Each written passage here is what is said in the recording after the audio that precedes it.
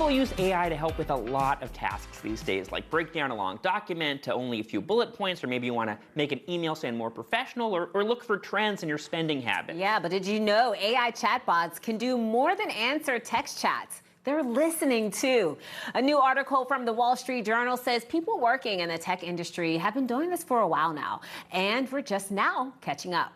Yeah, from AI taking notes in a virtual meeting to a woman who says she recorded her first dates and asked an AI bot to give her pointers. Yes, really, AI audio might be here to stay. All right, so here to break this down, what this all means is Dr. Jess Galani.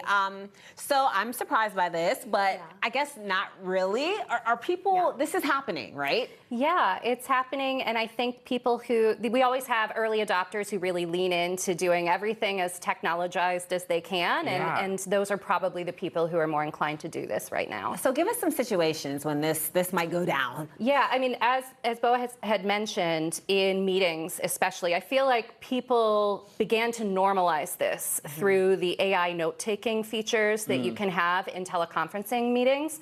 And that got people used to the idea of, the things that they say being recorded and transcribed and then summarized. And that's something that not everybody feels on board with. I think there's, a wide spectrum of public opinion about these kinds of tools still. Yeah. But people are employing them for their professional advice. They're using them as coaches, and they're getting advice about dating, apparently.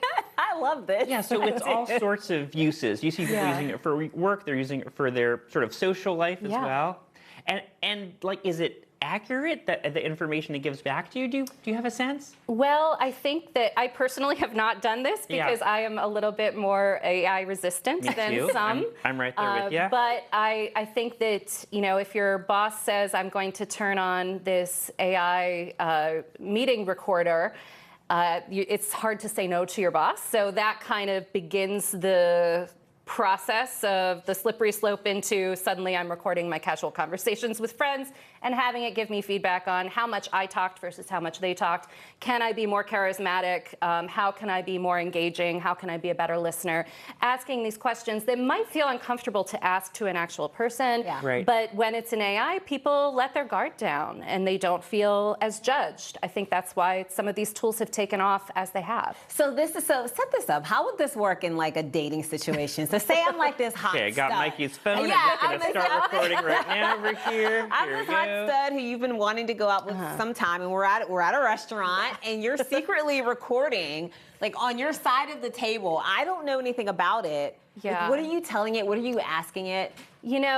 I would say that that's a huge red flag on a first date, right? Because the ethics of it are missing. And I do think that that's a big piece of this that is important to understand.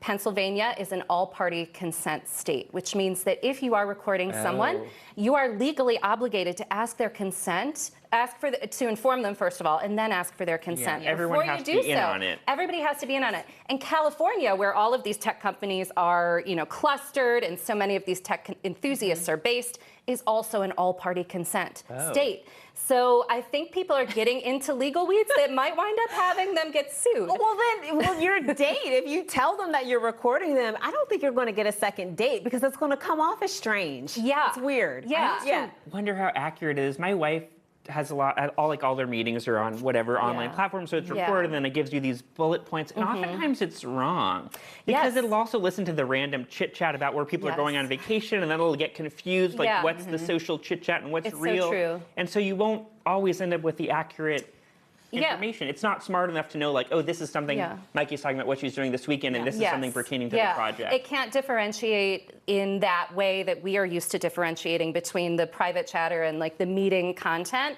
And it also can't detect sarcasm. So if someone's like the class clown in the meeting and they're making jokes, it might ascribe truth and factualness You're like, to well, that. we see you next week. It's like, no way, I'll be there next week. But we don't know that's a joke. Yeah, Boaz will never be back to the meeting.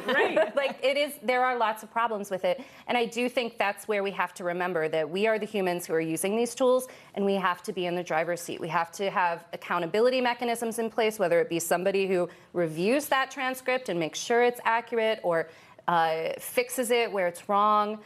I think, we should be reluctant to cede this information. And we don't have federal privacy regulations in the United States. Our data is up for grabs. What are these AI transcription services doing with that information? And is that what we want them to be doing?